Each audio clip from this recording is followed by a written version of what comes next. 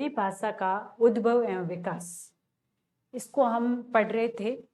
उसके दो प्राचीन जो हिंदी भाषा है उसमें दो चरण थे, वैदिक संस्कृत एवं लौकिक संस्कृत। उन दो चरणों पर हमने बात की थी।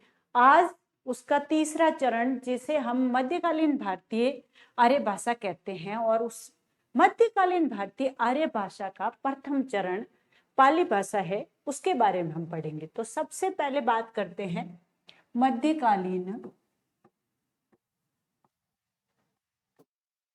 भारतीय आर्य भाषा। इसके तीन चरण है। सबसे पहला चरण जो है वो है प्रथम प्राकृत। जैसे जैसे भाषा का विकास होता है वैसे वैसे उसके अगले चरण आते रहते हैं, उसमें परिवर्तन होता रहता है। जो प्रथम प्राकृत है, प्रथम प्राकृत को हम कहते हैं पाली, और उसका समय रहा 500 ईस्वी पूर्व से 1 ईस्वी तक। और मध्यकालीन भारतीय आर्य भाषा का दूसरा चरण द्वितीय प्राकृत नाम से जाना गया। द्वितीय प्राकृत, या हम उसे प्राकृत भी कहते हैं। इसका समय रहा 1 ईस्वी से 500 ईस्वी तक। और तीसरा है तृतीय प्राकृत, या जिसे हम परवर्ती प्राकृत भी कहते हैं। इसका नाम है अपभ्रंश। इसका समय रहा 500 ईस्वी से 1000 ईस्वी। ये मध्यकालीन भारतीय आर्य भाषाओं के 3 मुख्य चरण रहे। इन 3 मुख्य चरणों में जो पहला चरण है वो है प्रथम प्राकृत, जिसे हम कहते हैं पाली, जिसका समय है 500 ईस्वी पूर्व से 1 ईस्वी तक। आज हम इसके बारे में पढ़ते हैं। पाली, जब हम बात करते हैं कि कोई भी भाषा है वो विकासशील होती है, जैसे जैसे भाषा आगे बढ़ती है उसके रूप में थोड़ा थोड़ा परिवर्तन होता जाता है और वो मजबूत होती जाती है। तो इस दृष्टि से अगर हम बात करें तो जो संस्कृत थी या जो लौकिक संस्कृत थी, संस्कृत या जिसे हम लौकिक संस्कृत कहते हैं, जब संस्कृत ने पूर्ण साहित्यिक या परिनिष्ठित रूप ग्रहण कर लिया, परिनिष्ठित रूप ग्रहण कर लिया,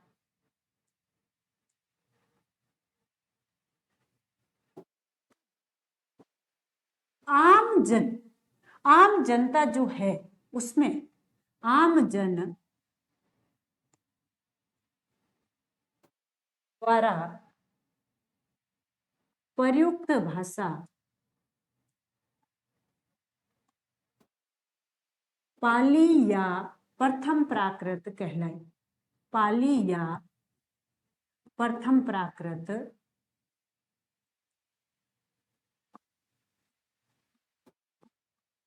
कहलाई।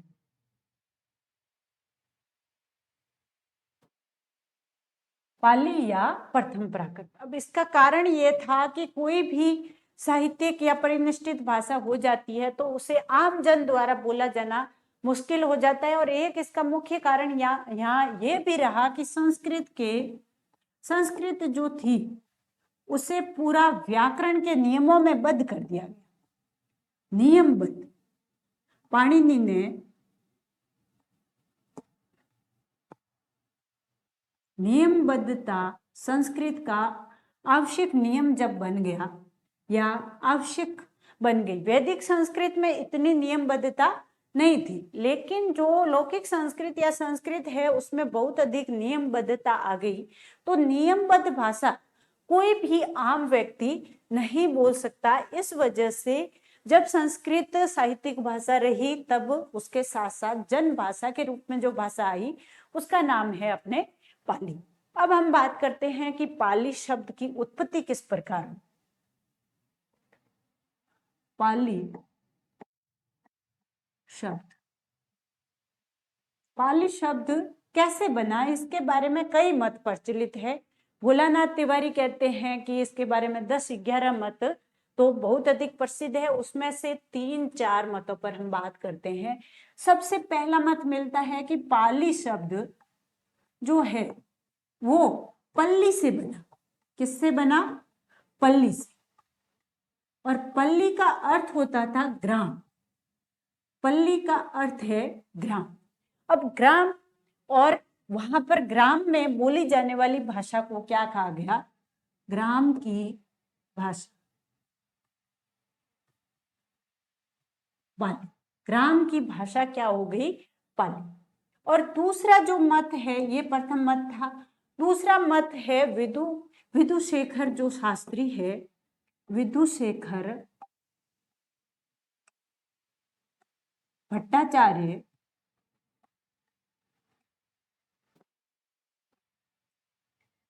कहते हैं कि जो पाली है वो पंक्ति से बना है। पाली शब्द पंक्ति से।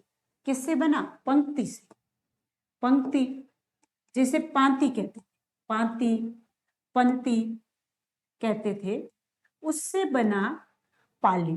पल्ली, पल्ली बन गया। पंक्ति से पल्ली और पल्ली से हो गया पाली। और उसका अर्थ यहाँ पर होता था, यहाँ लिया जाता है बुद्ध के उपदेशों से, बुद्ध के वचन की पंक्ति, बुद्ध के वचनों की पंक्ति क्या कहलाई? पाली। और आज भी बुद्ध के वचन पाली ही कहलाते हैं। अब अगला एक मत है कि पाली भाषा की जो उत्पत्ति है वो पाटलिपुत्र शब्द से हुई है। पाली, पाटली, पाटली, पाटली मतलब पाटलिपुत्र, जो कि मगध क्षेत्र था। मगध क्षेत्र था, वहां पर मगध जो क्षेत्र था वहां पर जो बोली बोली जाती थी उसे पाटली या फिर धीरे धीरे पल्ली या पाली कहा जाने लगा। कुछ विद्वान ये मानते हैं। अब अगले एक महत्वपूर्ण विद्वान है जगदीश कश्यप। जगदीश कश्यप पाली की उत्पत्ति के संबंध में कहते हैं कि जो पाली शब्द है वो पर्याय से बना। किससे बना? पर्याय। आज जो पर्यायवाची होते हैं यानी समानार्थी, समानार्थी से बना। किस प्रकार से बना? पर्याय। उससे पहले कहते थे परियाय।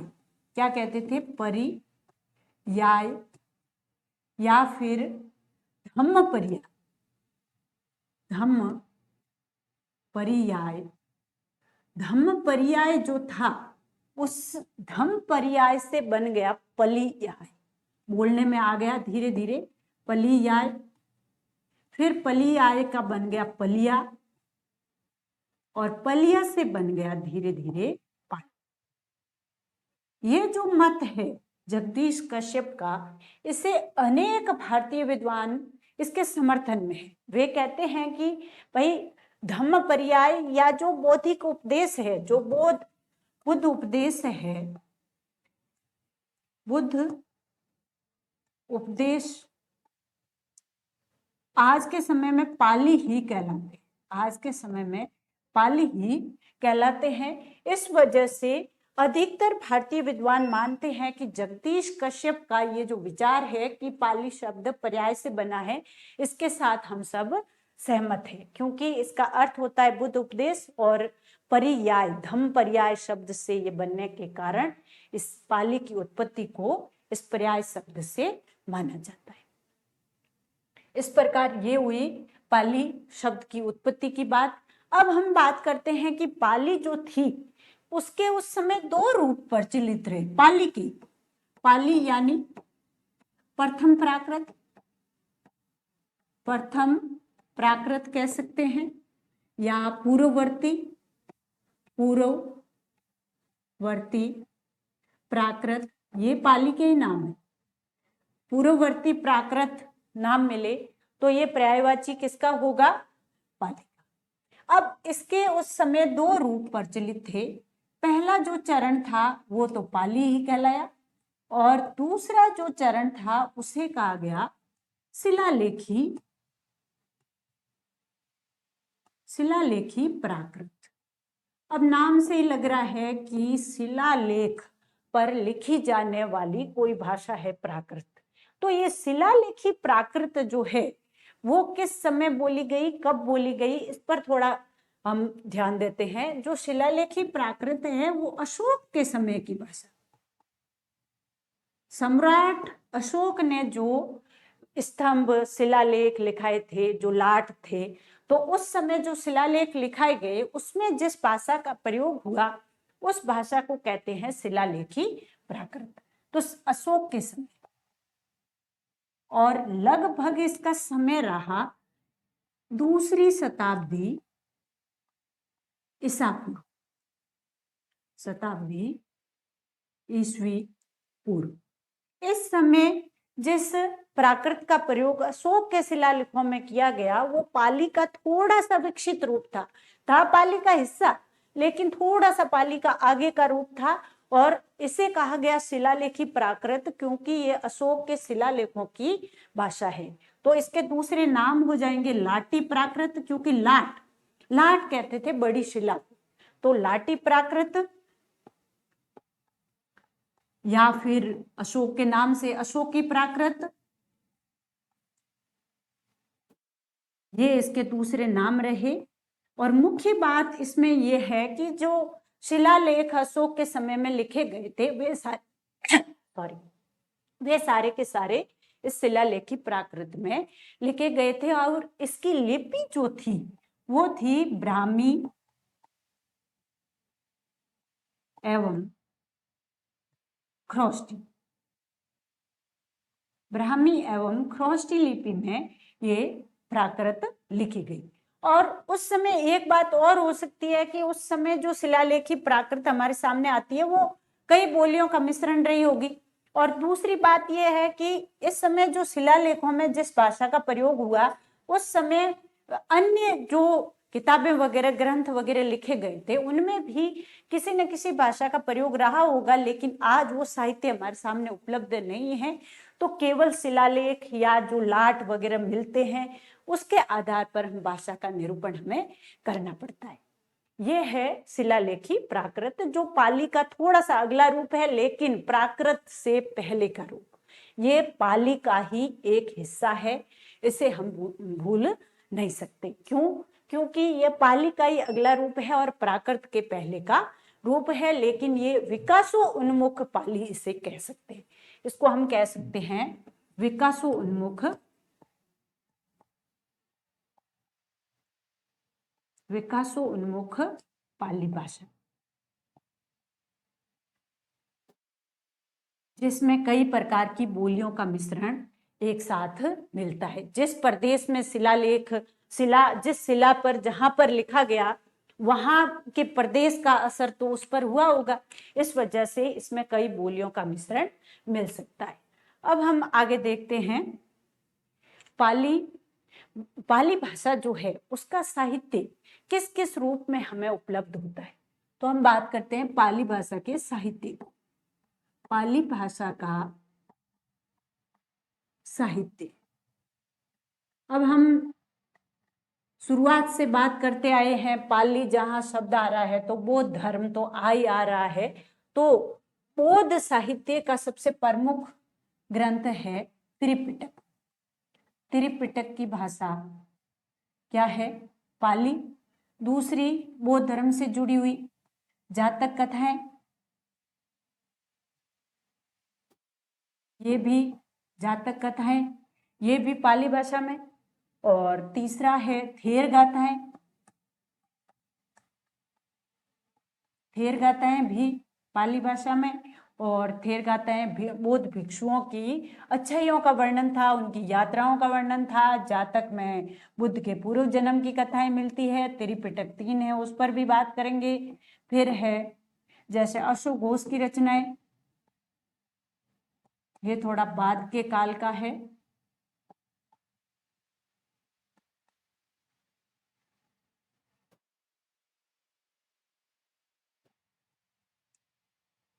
एक पाली भाषा में मुख्य ग्रंथ मिलता है कच्चायन व्याकरण। पाली भाषा को व्याकरणबद्ध करने का कार्य कच्चायन नामक व्यक्ति ने किया था। एक मिलती है मोगलान व्याकरण, मोगलान व्याकरण। जो कच्चायन व्याकरण है वो कच्चायन द्वारा ही लिखा गया है, और जो मोगलान व्याकरण है वो मोगलान द्वारा ही लिखा गया है। इस प्रकार और एक पुस्तक और है मोगलान की है, अभिधम दीपिका। अभिधम, अभिधम जो पिटक है उस पर एक टीका लिखी है, अभिधम दीपिका, मोगलान, मोगलान ने ही लिखी। मोगलान। और उसके साथ साथ मिलिंद पन्हो, मिलिंद पन्हो जो नागसेन द्वारा रचित है। और बुद्ध चरित, जो पहले हमने बात कर ली, बुद्ध चरित, बुद्ध चरित अशोक घोष की है। इस प्रकार से पाली भाषा के अनेक मतलब जो ग्रंथ है वो बौद्ध साहित्य से जुड़े हुए हैं। जहां जहां बौद्ध साहित्य है वहां वहां पाली भाषा है। अब हम अगर बात करें कि भाई जो त्रिपिटक है, जो 3 पिटक थे, उनमें किस पिटक में क्या है, तो उस पर थोड़ा सा देख लेते हैं। जो त्रिपिटक है, सबसे पहला पिटक सुत्त पिटक, सुत्त पिटक, इसमें बुद्ध के उपदेश है, बुद्ध के उपदेश। और दूसरा है विनय पिटक, जिसमें बौद्ध धर्म का अनुशासन एवं नियमावली, जो भी नियम थे बुद्ध के बनाए हुए बहुत से कड़क नियम थे, वे सब विनय पिटक में। एवं तीसरा है अभिधम पिटक, अभिधम पिटक।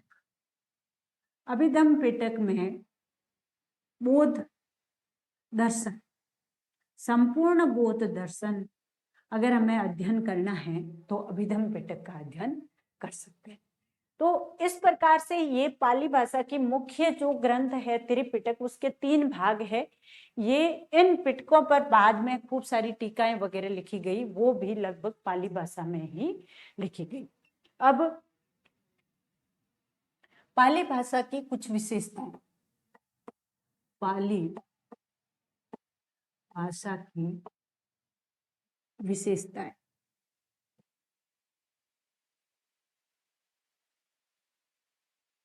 सबसे पहली बात है, पाली भाषा जो है वो लौकिक संस्कृत का अगला चरण है, लेकिन उसका जो स्वरूप है वो लौकिक संस्कृत के ज्यादा निकट ना होकर के वैदिक संस्कृत के ज्यादा निकट है। वैदिक संस्कृत जो थी उसके ज्यादा निकट है। तो यहाँ पर हम कह सकते हैं कि पाली भाषा का स्वरूप वैदिक संस्कृत के ज्यादा निकट है। इसका कारण है भाषा विकासशील होती है, और हमने पहले ही बात की कि लौकिक संस्कृत है उसमें उसने साहित्यिक रूप ग्रहण कर लिया, तब पाली भाषा आई। और उसका मुख्य कारण ये था कि वो व्याकरणबद्ध हो गई थी, नियमबद्ध हो गई थी, और जो वैदिक भाषा थी उसमें नियमों की शिथिलता रहती थी, इसमें नियम शिथिल रहते थे, ज्यादा नियम नहीं थे, नियम शिथिल थे। इस वजह से यह जो हमारी पाली भाषा है यह वैदिक संस्कृत के ज्यादा निकट है। ये कथन बहुत महत्वपूर्ण है, क्योंकि इससे जस्ट पहले की कड़ी जो है वो है लौकिक संस्कृत, लेकिन पाली भाषा पर सर्वाधिक प्रभाव किसका है? वैदिक संस्कृत का। अब अगली बात करें तो जो पाली है उसमें तद्भव शब्दों का प्रयोग अधिक है, तत्सम कम है। तद्भव शब्दों के प्रयोग का आधिक्य, यानी जो तत्सम का, तत्सम शब्द मतलब तत्सम यानी संस्कृत, तत्सम यानी उसके समान, यानी संस्कृत के शब्द, संस्कृत के जो शब्द है वे शब्द कुछ परिवर्तन के साथ हिंदी में आए, उन्हें हम क्या कहते हैं? तद्भव कहते हैं हिंदी की बात करें तो। लेकिन पाली में भी वही बात है कि संस्कृत के शब्दों के थोड़े से रूप परिवर्तन के साथ पाली भाषा में अपनाया गया, तब उन्हें कहा गया तद्भव शब्द। अब एक और है कि ये जो पाली भाषा है इसमें बलात्मक शौराघात का प्रयोग होने लगा, यानी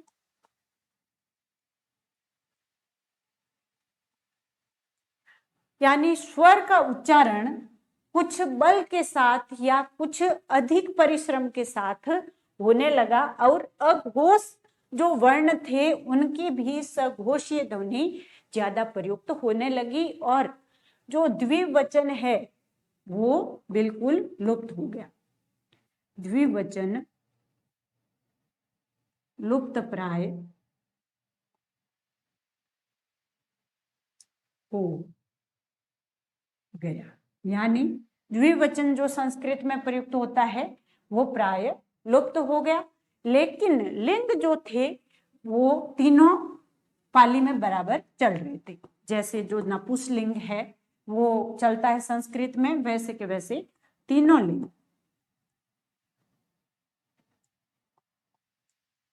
पाली में ज्यों के त्यों प्रयुक्त हो रहे थे, तीनों लिंग प्रयुक्त हो रहे थे। ये है मोटे मोटे तौर पर पाली भाषा की विशेषताएं। और एक महत्वपूर्ण बात है कि भोलानाथ तिवारी ने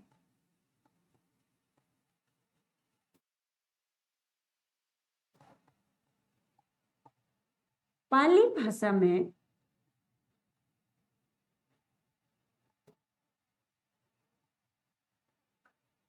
सैतालीस ध्वनियां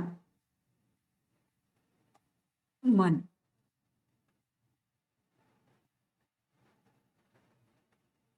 हमने पहले बात की थी कि वैदिक संस्कृत में मुख्य रूप से ध्वनियां कितनी मानी गई?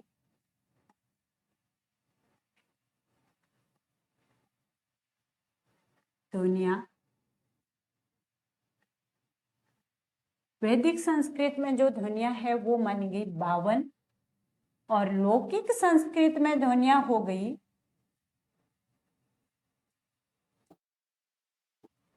48, 4 कम हो गई। और जो पाली है, पाली भाषा में ध्वनियां हो गई 47। ये परिवर्तन आया और धीरे धीरे आगे अपना चार्ट बढ़ता जाएगा। इस प्रकार से हमने देखा कि पाली भाषा का विकास किस प्रकार से हुआ, फिर वो धीरे धीरे शिलालेखी प्राकृत कहलाई। यहाँ पर एक हम लिख सकते हैं कि अशोक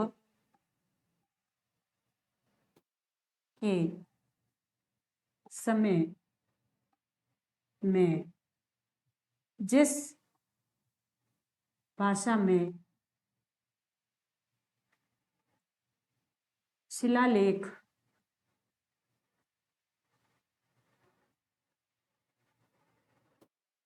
लिखे गए वो है, कौन सी होगी? शिलालेखी प्राकृत। अब अगर शिलालेखी प्राकृत हमारे ऑप्शन में नहीं है तो हम क्या करेंगे? पाली, क्योंकि ये पाली का ही एक रूप है।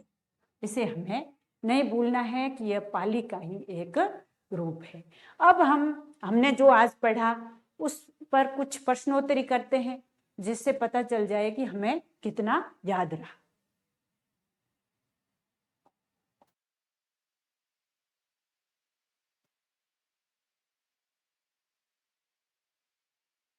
सबसे पहला प्रश्न है, मागधी भाषा या देश भाषा किसके अन्य नाम? मागधी भाषा या देश भाषा? मागधी भाषा या देश भाषा, अब मगध प्रदेश में हमने बात की थी, हमने बात की थी कि मगध जो प्रदेश है, मगध प्रदेश में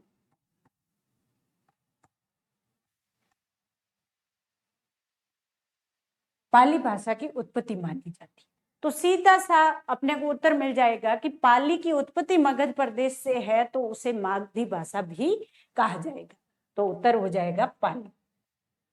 विधुशेखर भट्टाचार्य ने पाली शब्द की व्युत्पत्ति किससे मानी? पंक्ति, शहर, पाल, पाली।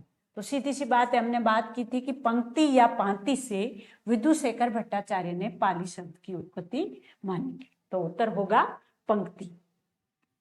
अब है, जगदीश कश्यप ने पाली शब्द की व्युत्पत्ति मानी किससे? प्रकृति से तो प्राकृत बनती है, पर्ण कोई है ही नहीं, पर्याय, पर्याय, परियाय, पलियाय और पाली, पलिया फिर पाली। इस प्रकार पर्याय शब्द से, जिसे परियाय, और परियाय का अर्थ क्या हुआ? धम्म पर्याय, धम्म पर्याय। यहाँ पर जो हम पाली के विकास की बात कर रहे हैं, वो हमारे हिंदी के उद्भव एवं विकास का एक चरण है। क्योंकि हम जब हिंदी को पढ़ेंगे तो इसमें जो अभी हम पाली पढ़ रहे हैं, उसके बाद प्राकृत पढ़ेंगे, तो उसके अनेक रूपों का अध्ययन हम करेंगे कि प्राकृत के कौन कौन से क्षेत्रीय रूप प्रचलित थे, फिर धीरे धीरे उससे हिंदी की बोलियां बनी। तो ये विकास की जो यात्रा है हिंदी के उद्भव की, वो हमें थोड़ी सी जानकारी होना जरूरी है। अब अगला है, प्रथम प्राकृत कितने रूपों में मिलती है? प्रथम प्राकृत का मतलब क्या होगा? पाली। प्रथम प्राकृत का अर्थ हो गया पाली। पाली के कितने रूप हमने बात की थी? एक है पाली खुद और दूसरा रूप है शिलालेखी प्राकृत। शिलालेखी प्राकृत, जिसे अशोकी प्राकृत भी कहा जाता है। तो हमारा उत्तर हो जाएगा 2। प्रथम प्राकृत कितने रूपों में मिलेगी? 2 रूपों। फिर है, पाली मुख्यतः किस धर्म की भाषा है? जब से पाली पर हमने बात करनी शुरू की, तब से बौद्ध धर्म की बात चल रही है, तो निश्चित रूप से उत्तर होगा बौद्ध धर्म। अगला है, शब्द रूपों की दृष्टि से पाली किस भाषा के निकट है? यानी शब्द रूप जो है उसकी दृष्टि से अगर हम बात करें तो पाली किसके निकट है? तो इस पर हमने विशेष ध्यान दिया था कि भाई है तो ये लौकिक संस्कृत का अगला चरण, है तो लौकिक संस्कृत का अगला चरण पाली, लेकिन उसमें जो शब्द है वे वैदिक संस्कृत के ज्यादा निकट है। और उसका कारण भी हमने डिस्कस कर लिया था। उसका कारण भी क्या था? नियमबद्धता, नियमबद्धता। यानी जो संस्कृत थी, संस्कृत किसे कहते हैं? लौकिक संस्कृत। कोई लौकिक संस्कृत जो थी वो अधिक नियमबद्ध हो गई थी। पाणिनि ने उसे पूरी तरीके से नियमबद्ध कर दिया था। इस वजह से जो पाली है, जिसे उस समय की जन भाषा कहा गया, वो इस लौकिक संस्कृत के निकट ना होकर के इससे पहले के चरण वैदिक संस्कृत, जिसमें शिथिलता अधिक थी, उसके ज्यादा निकट हो गई। तो हमारा उत्तर होगा वैदिक संस्कृत। अभिधम्म दीपिका पाली ग्रंथ किसने लिखा? अभिधम्म दीपिका किसने लिखी है? मोगलान। मोगलान ने लिखी है, और मोगलान ने एक मोगलान व्याकरण भी लिखी है, और अशोघोष की बुद्ध चरित्र प्रसिद्ध है, और कच्चायन की कच्चायन व्याकरण। पाली के विषय में असंगत कथन कौन सा है? असंगत। यहाँ बात ध्यान देनी है, कथन कैसा पूछा है? असंगत। असंगत मतलब गलत कथन। यहाँ पर ध्यान देने वाली बात रहती है कि हम इसको ध्यान से पढ़ें तो ही सही कर पाएंगे, नहीं तो सबसे पहला संगत कथन मिलेगा और उसको राइट करके मन में एकदम कि हमारा सवाल तो बिल्कुल सही है, लेकिन यहाँ लिखा रहेगा असंगत। तो जब भी हम पेपर करें तब अपने हाथ से गलत, सही, अशुद्ध जो भी मिल रहा है वो हमें लिख लेना चाहिए। फिर है पहला ऑप्शन है, इसमें तद्भव शब्दावली का प्रयोग हुआ है। बिल्कुल, तद्भव शब्दावली तत्सम जो संस्कृत के शब्द थे उनके कुछ रूप परिवर्तन के साथ पाली में शब्द आते हैं तो उसे कहते हैं तद्भव शब्दावली। फिर है पाली भाषा का विस्तार केवल भारत तक सीमित था। अब इस पर थोड़ी देर बाद बात करते हैं। पहले सी ऑप्शन देखते हैं, पाली भाषा बुद्ध के उपदेशों की भाषा है। बिल्कुल, इसका नाम जो पाली नाम है वो आज बुद्ध उपदेश के लिए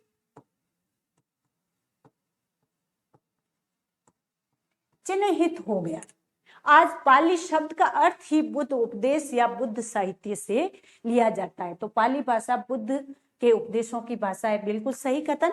फिर है पाली शब्द का संबंध पल्ली या ग्राम से है। सबसे पहली धारणा जो हमारी थी वो यही थी कि पाली शब्द का संबंध किससे है? पल्ली या ग्राम से, और पल्ली में बोली जाने वाली भाषा या ग्राम में बोली जाने वाली भाषा को पाली कहा गया। अब हम बात करते हैं सी ऑप्शन पर, नहीं बी ऑप्शन पर। पाली भाषा का विस्तार केवल भारत तक सीमित था। भारत तक सीमित नहीं था। क्यों? क्योंकि हम सबसे पहले हम याद कर सकते हैं हिस्ट्री की दृष्टि से कि जो महेंद्र था, राजकुमार महेंद्र, उसे अशोक ने, अशोक का पुत्र था, अशोक ने भेजा था श्रीलंका और वहां पर उसने बौद्ध धर्म का प्रचार किया था। तो सबसे पहली बात है कि पाली लंका तक पहुंची, बर्मा जैसे म्यांमार कहते हैं, तिब्बत, चीन,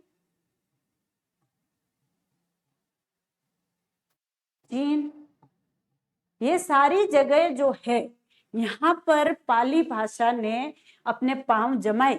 जहां जहां बौद्ध धर्म गया उसके साथ साथ पाली भाषा भी गई थी। तो केवल भारत तक सीमित नहीं थी। तो यहाँ पर सी नहीं, बी ऑप्शन हमारा राइट हो जाएगा असंगत कथन में। अगला है एड। अगला नवा सवाल है, पाली भाषा में ध्वनियां थी। भोलानाथ तिवारी के अनुसार पाली भाषा में कितनी ध्वनियां थी? तो हमने बात ही कर ली थी कि भाई कितनी थी? 47 ध्वनियां थी। कितनी थी? 47। अब देखो 48 किस में थी? लौकिक संस्कृत में, या जिसे हम क्या कहते हैं? संस्कृति कहते हैं। और 52 किस में थी? वैदिक संस्कृत में। वैदिक संस्कृत, वैदिक संस्कृत में 52 ध्वनियां थी। अब अशोकी प्राकृत, अशोकन प्राकृत या फिर लाट प्राकृत नाम से कौन सी भाषा जानी गई? शिलालेखी प्राकृत, जो पाली भाषा का ही एक रूप मानी जाती है। पाली भाषा दो रूपों में प्रचलित रही। पहला था पाली खुद और दूसरा रूप है शिलालेखी प्राकृत, जो उसका थोड़ा सा उत्तरवर्ती रूप है लेकिन है उसका हिस्सा। ये बात हमें याद रखनी है कि शिलालेखी प्राकृत का अर्थ प्राकृत से नहीं, पाली का ही एक उत्तरवर्ती हिस्सा है।